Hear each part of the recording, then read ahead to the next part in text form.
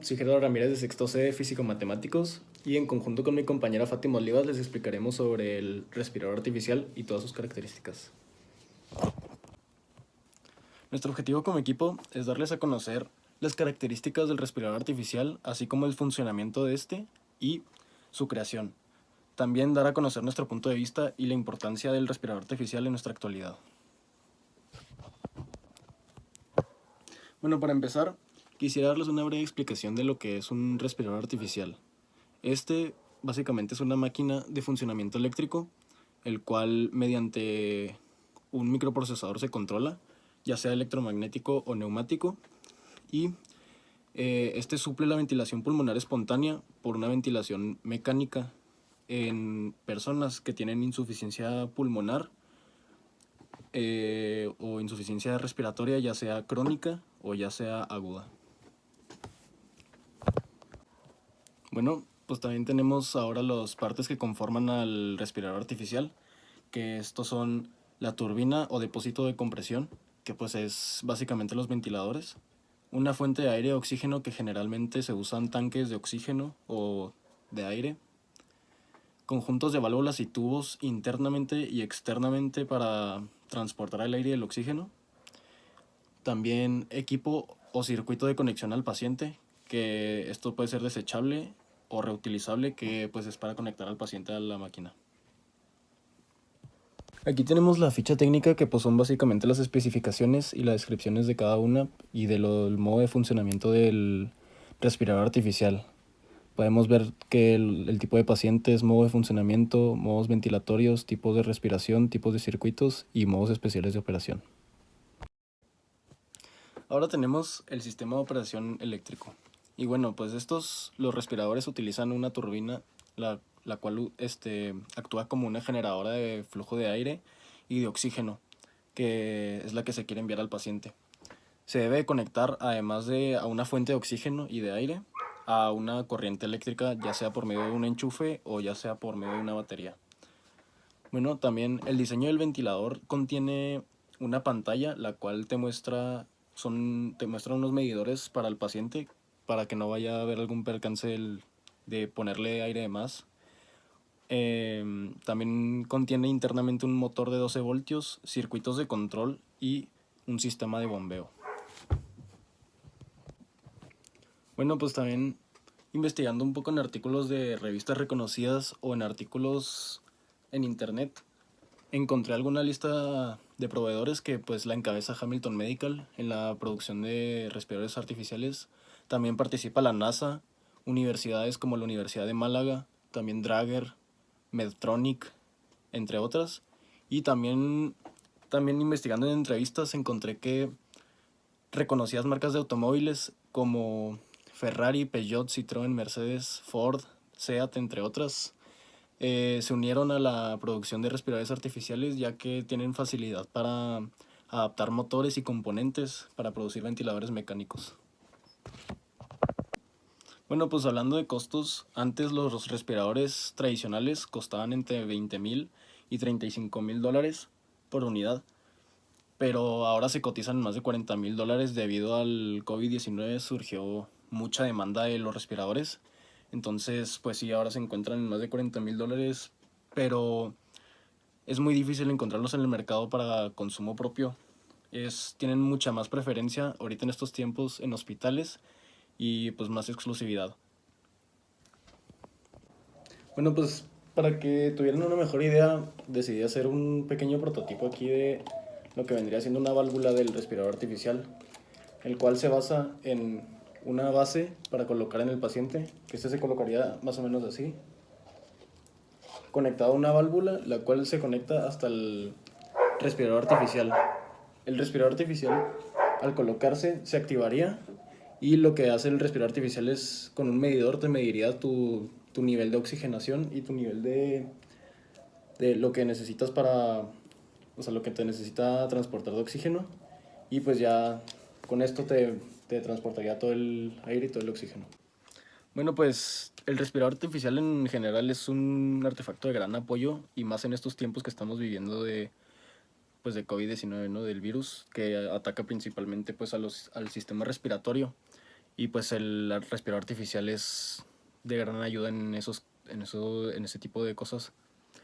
También yo siento que es un artefacto que está muy bien estructurado. La verdad, si pudiera innovar en algo, únicamente sería, por ejemplo, en buscar hacer con un material un poco más económico para que toda la gente pudiera tener un poco más de accesibilidad, ya que pues es un artefacto bastante caro. Y pues sí, o hacer un tipo de sistema de renta o algo así como para tener de que más accesibilidad a él. Toda esta información fue recabada de artículos, listas, páginas gubernamentales y artículos también de hospitales.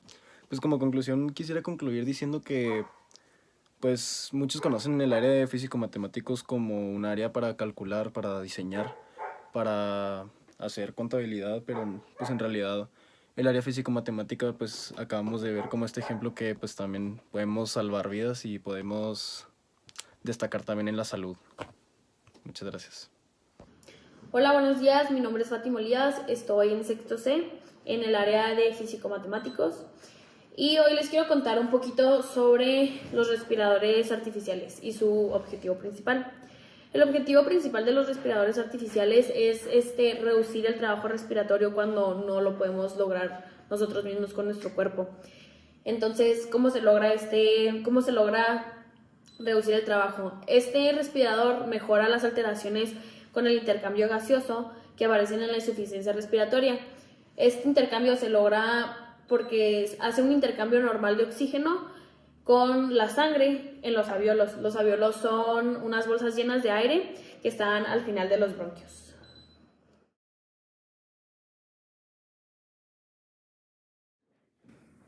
Los respiradores artificiales tienen varias características diferentes que ahora les voy a mostrar y explicar. Este es un respirador común y corriente que usan la mayoría de los hospitales. Va conectado a una computadora con perillas y botones controlados por un terapeuta respiratorio.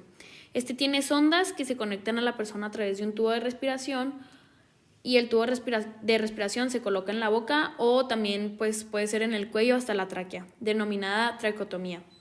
Produce ruido y tiene alarmas de alerta para tener atención de cuando está la presión baja o cuando hace falta más oxígeno. Estas son las características más importantes que tiene que tener un respirador artificial. Para empezar está el suministro de gas, que es donde está el aire comprimido y el oxígeno. Después está el suministro eléctrico y la alimentación por batería, que cada uno tiene de 2 a 6 módulos de baterías y más o menos van conectados a una corriente de 12 voltios cada uno. El suministro de gas es donde está la valoración controlada, que depende mucho de si son adultos. Si son adultos va de 100 a 4000 mililitros y si son niños va de 5 a 350 mililitros. Después están las alarmas, que es cuando te dice que si traes la presión alta o baja, si está bien la oxigenación. Y por último están los métodos de ventilación, que son cuando están la ventilación controlada y que tenga una presión controlada. Como podemos ver, esto lo podemos relacionar totalmente con la física porque hablamos sobre el volumen, sobre la presión y todo esto lo tenemos que tener controlado y pues es gracias a la física y también tiene todo que ver porque estos aparatos están totalmente relacionados con la mecánica. La mecánica estudia todos los movimientos relacionados con ahora les voy a contar un poquito más sobre cómo fue que iniciaron los respiradores artificiales y cómo fue y quién los inventó. Este fue el primer respirador artificial que surgió. El primer respirador que fue creado fue a presión negativa y fue producido en 1832 por el médico escocés John Dalziel. Este consistía en meter al paciente al tubo o caja, lo metían así todo y solamente quedaba su cuerpo y su cuello a la vista, o sea, solo se veía de aquí para allá, todo lo demás está dentro del tubo. Este artículo se dice que su desarrollo histórico fue hasta 1952, que fue la marca del inicio de la ventilación mecánica negativa, que hoy conocemos en la actualidad y que se sigue utilizando hasta hoy en el 2020. Hoy en día encontramos dos tipos de respiradores artificiales. Los respiradores purificadores de aire que utilizan filtros o cartuchos para eliminar los contaminantes del aire que nosotros respiramos, y los respiradores que son con provisión de aire, que proporcionan aire limpio de una fuente no contaminante. Bueno, y por último podemos concluir que estos respiradores artificiales han sido de gran uso en la historia humana, ya que lleva muchísimo tiempo ayudándonos con la insuficiencia respiratoria, y más hoy en día que estamos en una pandemia en la cual el virus afecta a la respiración y hace que muchos pacientes tengan insuficiencia respiratoria, y pues hace que logren salir de eso. El objetivo de esto es hacer más clara la conexión que la física tiene con todas las demás ramas que existen, como es la química, historia, filosofía, para así mejorar la calidad de vida que tenemos los seres vivos en la Tierra. Así que empecemos un poquito con historia. A principios del siglo XVII fue donde muchos investigadores e inventores como Galileo Galilei compitieron entre sí para desarrollar instrumentos capaces de medir y controlar la temperatura de gases y líquidos. Vínculo con química. Así fue como Galilei construyó el primer termoscopio. Es un sensor de temperatura sin escala. Pero fue el sacerdote astrónomo matemático jesuita francés Jean Lagrange quien lo nombró termómetro. Antes de ver cómo funcionan estos, aprendamos un poquito de luz. Se denomina espectro electromagnético a la radiación que emite o absorbe una sustancia. Este es un perrito. El color del calor es un color que no podemos ver, pero es cercano al rojo. Y estos miden la cantidad de luz que tu frentezota emite, como consecuencia de que estás vivo. Y traduce esto a la pantalla que te dice la temperatura. Por eso se llama infrarrojo. Y esta luz también es usada para mantener la comida caliente. ¿Y por qué usamos esos y no los tradicionales como antes? Porque esos contienen mercurio. Esto, aparte de ser altamente tóxico, si tienes un contacto prolongado con él te puede dar cáncer. Esos se sustituyeron por los termómetros digitales, teniendo la desventaja del contacto físico. Y debido a la pandemia, por eso usan los infrarrojos. Y no te asustes si ves esa lucecita, ya que solo es para no fallar al momento de que estén tomando tu temperatura. En el área de físicos, desarrollarás la habilidad que cuando veas este diagrama, no te espantarás. Y conocerás de simbología en un diagrama eléctrico. Este es un diagrama eléctrico de un termómetro infrarrojo. Como esto hay mucho más.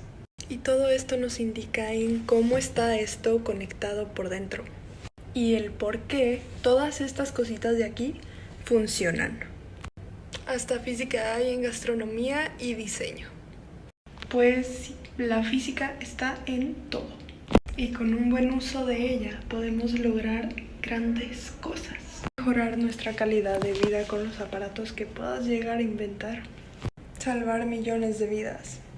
Y no solo humanas, porque no todo al planeta Tierra. Una vez que ya hemos escuchado todos los conceptos básicos y un poquito de la historia del termómetro infrarrojo, podemos llegar a pensar que su único uso en nuestra vida diaria es la de proporcionar nuestra energía corporal, pero esto no es del todo cierto, porque si bien es lo que hace el termómetro infrarrojo de tipo médico, no es lo que hace otro tipo de termómetros. Y yo te voy a hablar del termómetro infrarrojo de tipo industrial, que es el que podemos relacionar un poquito más con el área de físico-matemáticos. Como te podrás imaginar, ese tipo de termómetros, por su nombre industrial, básicamente es usado para la industria manufacturera, que recordemos que es la conversión de materias primas a productos que nosotros utilizamos en el día a día. Y la principal diferencia de ese tipo de termómetros con uno corporal es la temperatura que puede abarcar, porque mientras un termómetro industrial abarca una temperatura de menos 50 grados centígrados hasta los 1000 grados centígrados, uno de tipo corporal solo abarcaría de mínimo unos 35 grados centígrados a unos 50 grados centígrados. Entonces te podrás preguntar, ¿por qué nosotros no utilizamos un termómetro industrial simplemente para todo? Y esto es muy simple. Al termómetro industrial tomar varias temperaturas muy extensas va a tener un grado de variación, es decir, que no nos va a dar una temperatura exacta siempre. Siempre va a haber una variación de 2 o 3 grados centígrados. Entonces, por ejemplo, si quieres tomar la temperatura de un amigo tuyo, te va a dar una aproximación, más no la temperatura exacta. Algunas aplicaciones de este tipo de termómetros pueden ser las siguientes: control de la temperatura en un horno o en otros equipos, detección de puntos calientes en incendios, y por último, ayuda a la comprobación de temperatura de varios equipos eléctricos, en este caso un armario de control. Ya para finalizar, pienso que es importante conocer cómo es que la gente consigue todos estos aparatos y en cuanto a su precio. De este lado tenemos un termómetro infrarrojo industrial y de este lado uno médico. Ambos son de la marca Fluke y como se puede observar, este de aquí es casi 6 veces más caro que este de acá. ¿Y por qué es esto? Bueno, como podrás suponer, es porque el rango de temperatura del industrial es muchísimo más grande que el de uno médico, aunque también hay otros factores como podría ser el grado de emisividad o la cantidad de láseres que contiene cada uno, pero lo que determina el precio en su gran mayoría es la cantidad de temperatura que puede distinguir uno del otro. Y también los distribuidores se pueden conseguir a través de Dominion Global, que es básicamente la distribuidora de todos los aparatos Fluke, o también por páginas web, en este caso Greiner.com. En conclusión, espero que hayas podido ver que el termómetro infrarrojo no surgió de la noche a la mañana con esto de la pandemia, o que solo sirve para tomarse temperatura corporal, sino que desde hace muchos años siempre ha estado presente en las diferentes industrias, como la farmacéutica, la mecatrónica y hasta la automovilística. Entonces te hago una recomendación: si tú en unos años te visualizas trabajando en alguna de estas áreas, el meterte al propedéutico de físico-matemático te va a dar unas muy buenas bases para que cuando curses tus estudios superiores te desempeñes de una muy buena forma, porque en este propedéutico vas a aprender a leer estos circuitos, esta simbología y muchas otras cosas que te van a ayudar a desempeñarte muy bien en lo que vayas a hacer en algunos años.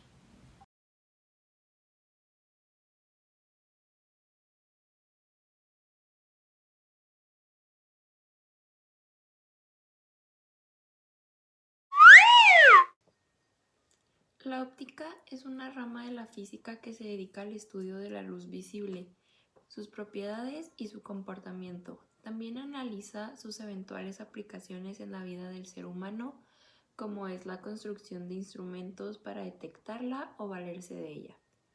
La luz ha sido definida por la óptica como una franja de emisiones electromagnéticas cuyo comportamiento es similar al de otras formas invisibles para nosotros del espectro electromagnético, como la radiación ultravioleta o infrarroja. La óptica clásica se divide en dos ramas principales: la óptica geométrica o de rayos y la óptica física u ondulatoria. En la óptica geométrica se considera que la luz viaja en línea recta, mientras que en la física la luz se considera como una onda electromagnética. La óptica geométrica describe la propagación de los rayos que viajan en línea recta y cuyos caminos se rigen por las leyes de flexión y refracción en los cambios de fase entre diferentes medios. Estas leyes descubiertas se han utilizado de forma generalizada en el diseño de componentes e instrumentos ópticos. La óptica física se considera como la luz que se propaga como una onda.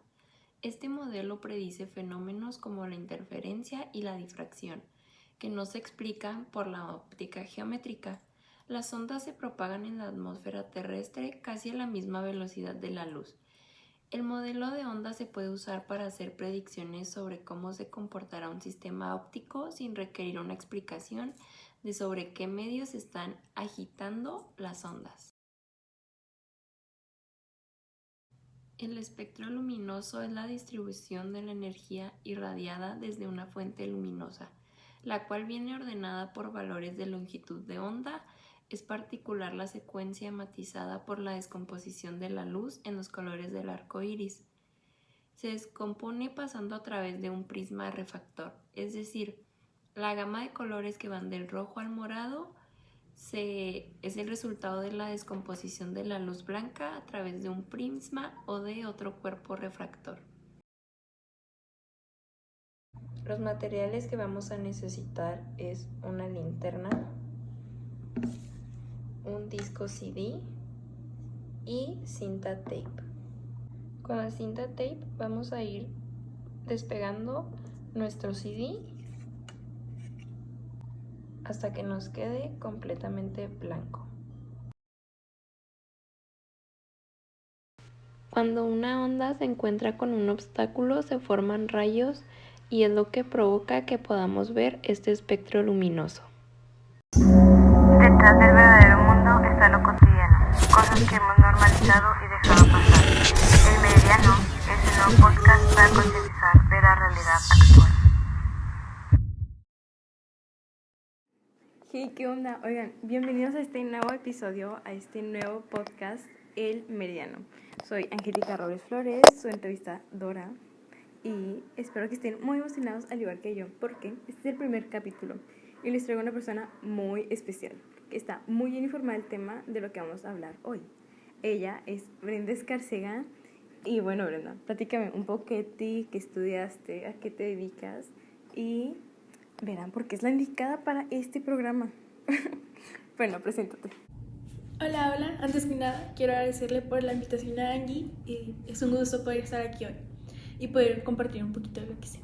Bueno, como dijo nuestra queridísima entrevistadora, yo soy Brenda Escárcega y estudié Ingeniería Matemática y actualmente estoy cursando un posgrado en Epidemiología. No, en serio, qué emoción tenerte aquí, o sea, fuiste la persona indicada porque vaya que estás muy bien preparada para este tema. Y bueno, no les he dicho el tema, pero son los modelos matemáticos y cómo los aplicamos en la vida real. Pero qué emoción tenerte aquí, en serio.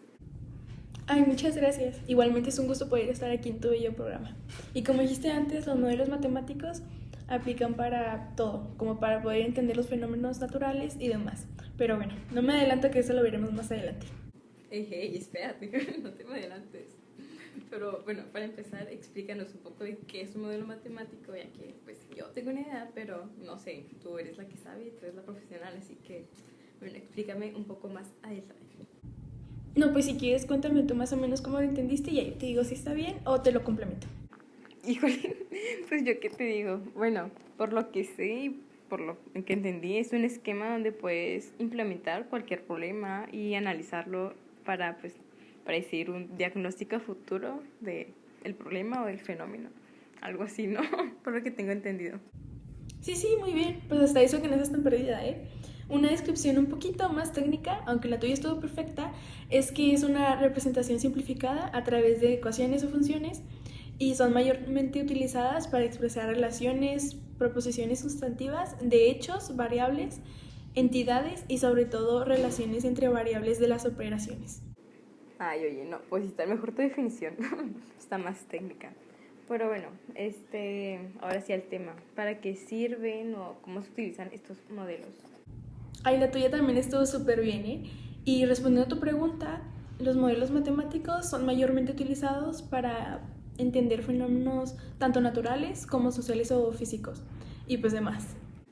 Oh, entonces, un ejemplo podría ser la economía de un país. Sí, claro. Y otro ejemplo podría ser el de las enfermedades infecciosas. Estas son enfermedades causadas por microorganismos patógenos como las bacterias de los virus, hongos o parásitos. Y muchos de estos están dentro del microorganismo humano y aunque algunos pueden ser inofensivos y hasta podría decirse útiles, hay situaciones en las que uno de estos puede desencadenar una infección. ¿Y cómo es que una enfermedad de esas afecta o puede afectar al ser humano? Puede ser por contacto directo con otras personas infectadas, también puede ser por contacto indirecto, teniendo contacto con objetos con el patógeno transmitido por una persona infectada, y el otro serían los vectores como las picadoras de insectos o contacto o mordeduras de animales. No, pues qué bueno que lo dices, porque en serio aún muchas personas no saben cómo funcionan esto del contagio, pero bueno. Ahora, para entrar un poco más en contexto de los modelos matemáticos, ¿cómo se relacionan con la evolución de las enfermedades? Sí, para empezar existen 3 tipos de modelos. El primero es el SI. Este describe la dinámica de enfermedades donde la persona puede estar susceptible o infectada.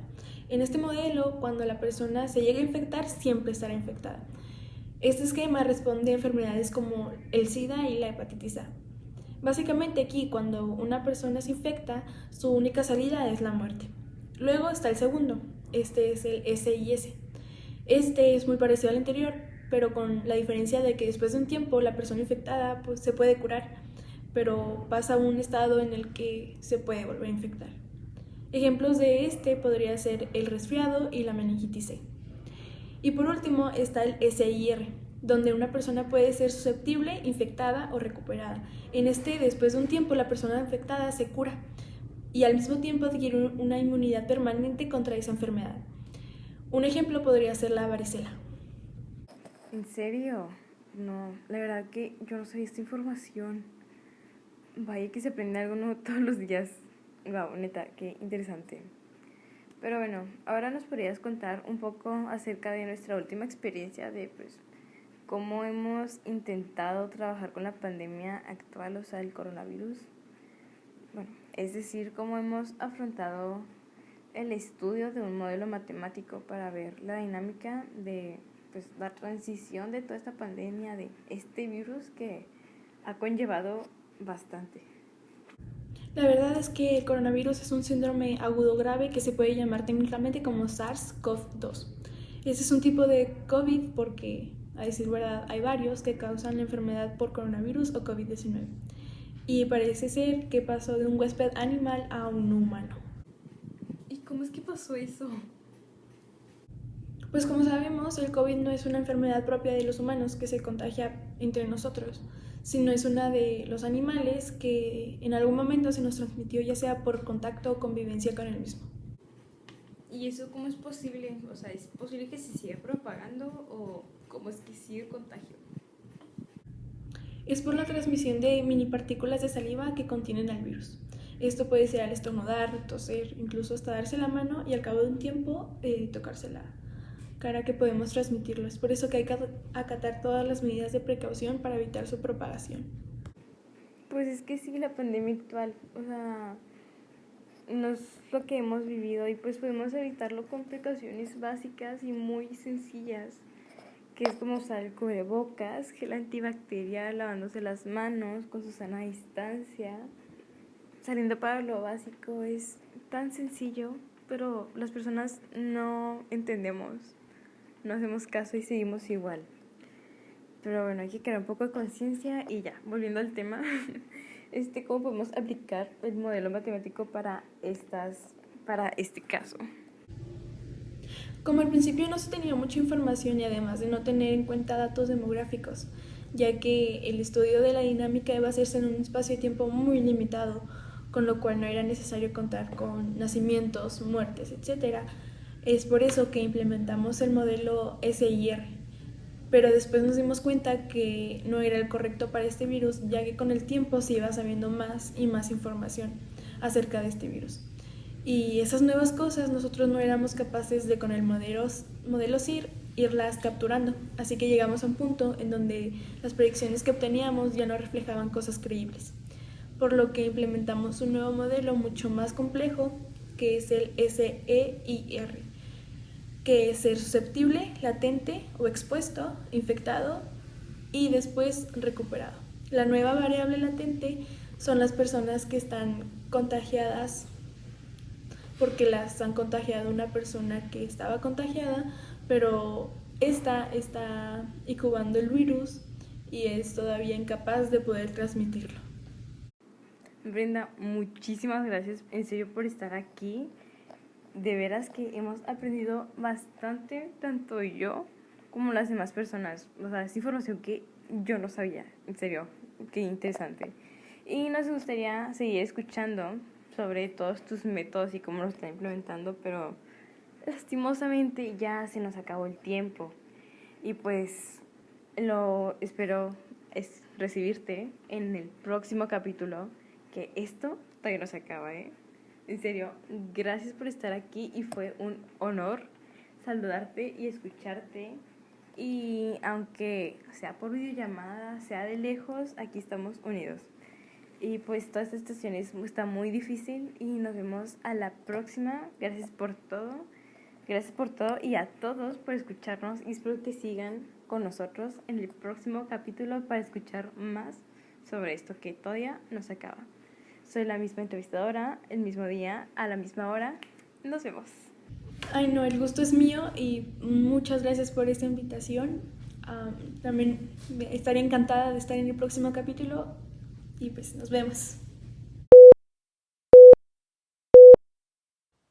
Mi nombre es Bruno Licón y voy a hablar sobre el oxímetro junto con mi compañero Luis Fernando Gutiérrez.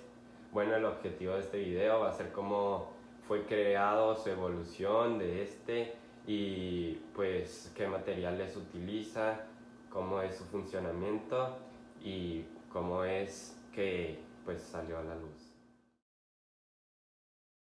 El oxímetro fue creado por Glenn Alan Millikan en 1940-1942. Este fue el comienzo de la oximetría en fisiología y la medicina clínica. Bueno, fue creado gracias a que los pilotos pedían regularmente la conciencia durante la gran altitud y pues necesitaban un sistema de suministro de oxígeno con una válvula de demanda que responde a la altitud y la actividad. Y pues esto fue lo que creó Glenn Alan Millikan para ayudar a los pilotos de la Real Fuerza Aérea. Bueno, la evolución del oxímetro fue hecha por el precursor Tauko Ayoagi en Nihon Konden en el año 1972. Él utilizó la relación del rojo a la absorción de la luz infrarroja, pulsante de componentes en el sitio de medición. Fue comercializado por primera vez en 1981 por Vioxx, aunque se veía una amplia adopción de los Estados Unidos hasta los finales de 1987. Bueno, ¿qué es el oxímetro? Pues es un aparato médico que mide de manera indirecta la saturación del oxígeno de la sangre roja dentro de un paciente el cual tiene un problema cardiovascular. Bueno, este funciona con la oximetría del pulso de una manera no invasiva que tiene la continuación y saturación del oxígeno de la hemoglobina arterial y también vigila la frecuencia cardíaca y la amplitud del pulso. Bueno, como podemos ver en la imagen, el oxímetro primero mide la absorción roja, luego la del infrarrojo, luego ambas y compara con la tabla de la ley de Beer-Lamper, que es una fórmula, la tenemos del lado derecho, que esta nos va a dar el resultado o el porcentaje de nuestra saturación dentro del cuerpo. Dentro de la ficha técnica podemos ver cómo es el funcionamiento de este oxímetro, qué botones marca la batería, cómo se prende, la saturación, el ritmo cardíaco y pues cómo prende en general. Aquí tenemos una lista de especificaciones que pues dan a conocer qué pilas debe de usar, un poco del funcionamiento y de lo que mide este aparato médico.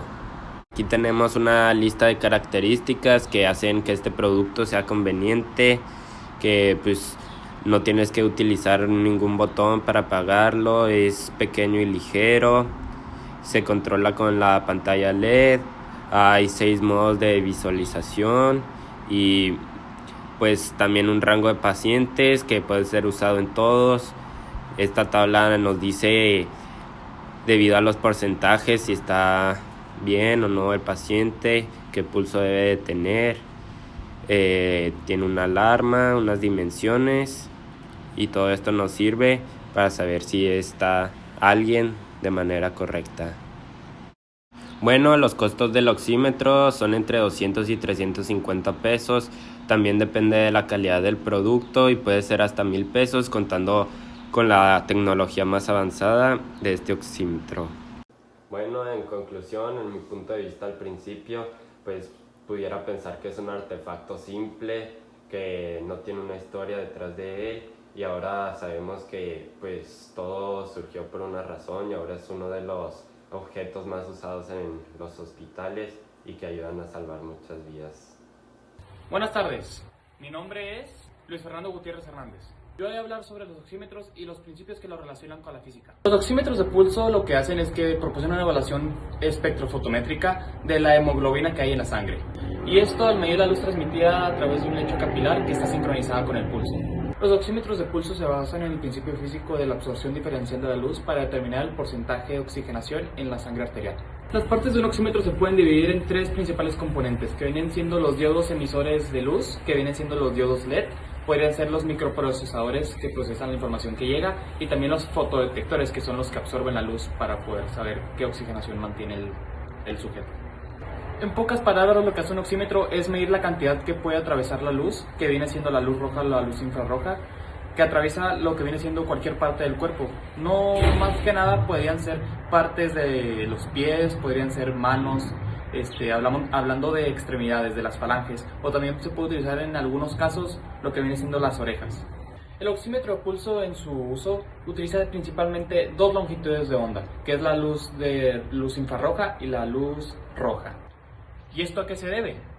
Se debe principalmente a dos factores muy importantes de la sangre. Al hacer función del oxímetro pasan principalmente dos cosas. Una es que utiliza una luz roja, una longitud de luz roja, y la siguiente es que utiliza una longitud de luz infrarroja. La principal es de que la oxihemoglobina es de color rojo y es capaz de absorber la luz infrarroja que transmite el oxímetro. Y el segundo factor viene siendo de que la desoxihemoglobina es de color azul, lo cual le permite absorber con muchísima más facilidad la luz roja que transmite el oxímetro de pulso. La razón entre estos dos tipos de longitudes de onda, que vienen siendo la roja y la infrarroja, es que se utiliza para poder derivar la saturación de oxígeno. Por otro lado, lo que hace el fotodetector del otro lado del tejido es que utiliza la luz transmitida para poderla transmitir en forma de pulsos eléctricos proporcionales a la luz absorbida. Algunos consejos para hacer del uso del oxímetro algo más preciso sería el estarse quieto, lo más quieto posible a utilizarse, ya que al moverse lo que hacen es simplemente que el oxímetro tarde más en su proceso o que simplemente no dé los resultados correctos. De hecho, es muy difícil en cuestión de los niños, ya que son muy inquietos, poderlos mantener en algún orden establecido, ya que por el hecho de que son niños, pues tienden a estar corriendo, brincando y haciendo demasiadas actividades al mismo tiempo, algo que a los doctores les resulta algo difícil para poder manejar. Otro consejo también sería que en el área que sería aplicada el oxímetro sería algo más deseable el que se mantenga a temperatura ambiente o algo cálida esa zona, ya que al estar frío pues resulta un poco más difícil la lectura y tardaría más en llevarse a cabo la lectura del oxímetro, o simplemente que fuera algo, pues se podría decir, no preciso en cuestiones del oxímetro.